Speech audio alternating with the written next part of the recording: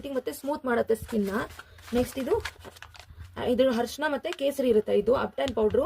ಇದು ಸಹ good vibes ತೊಗೊಂಡಿದ್ದೀನಿ. ಇದಕ್ಕೆ ಯಾವುದಕ್ಕೂ ಕೆಮಿಕಲ್ ಯೂಸ್ ಮಾಡಲ್ಲ, ಹಾಗಾಗಿ ನ್ಯಾಚುರಲ್ ಆಗಿರುತ್ತೆ. ಇದು ತುಂಬ ವರ್ಷದಿಂದ ನಾನು ಯೂಸ್ ಮಾಡ್ತಿರೋದ್ರಿಂದ ಇದನ್ನ ನಾನು ಬಳಸ್ತಿದ್ದೀನಿ.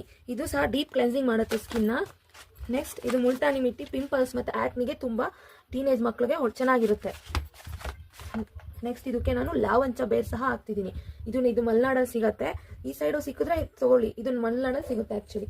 ಇಷ್ಟನ್ನು ಪೌಡ್ರ್ ಮಾಡಬೇಕು ಫಸ್ಟು, ಆಮೇಲೆ ಏನು ಮಾಡೋದು ತೋರಿಸ್ತೀನಿ ನೋಡಿ. ಇದೆಲ್ಲ ಪೌಡ್ರ್ ಮಾಡ್ಕೊಂಡಿದ್ದೀನಿ, ಆವಾಗಲೇ ತೋರಿಸಿದ್ದೆಲ್ಲ ಕಾಳುಗಳನ್ನೂ ಪೌಡ್ರ್ ಮಾಡ್ಕೊಂಡಿದ್ದೀನಿ. ಇದಕ್ಕೆ ಇವಾಗ ಕಡಲೆ ಹಿಟ್ಟು ಒಂಚೂರು, ಇದು ಸಹ ಪೌಡ್ರ್ ಮಾಡ್ಕೊಂಡಿದ್ದೀನಿ.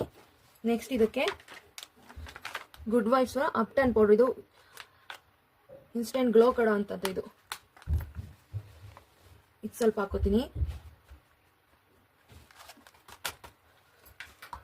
Next rose powder, rose petal powder. ಬೇಕಾದ್ರೆ ನಿಮ್ಮ ಮನೇಲಿ ರೋಸ್ ಪೆಟಲ್ಸ್ ಇದ್ರೆ ನೀವೇ ಪೌಡ್ರ್ ಮಾಡ್ಕೋಬೋದು ಮನೇಲೆ. ನೆಕ್ಸ್ಟ್ ಇದು ಮುಲ್ತಾನಿ ಮಿಟ್ಟಿ, ಇದು ಸಹ ಒಂದು 3 ಸ್ಪೂನ್ ಅಷ್ಟು ಹಾಕೋತೀನಿ.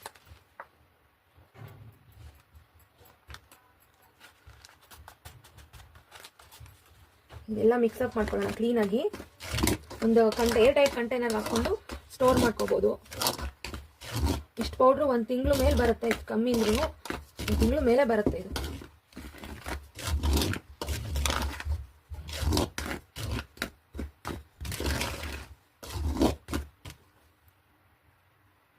ನಾನು ಇದನ್ನ ಎಲ್ಲ ಮಿಕ್ಸ್ ಮಾಡ್ಕೊಂಡಿದ್ದೀನಿ. ಈ ಥರ ಜಾರ್ಗೆ ಹಾಕ್ಕೊಂಡು, ನೀರಿರಬಾರ್ದು ಜಾರಲ್ಲಿ,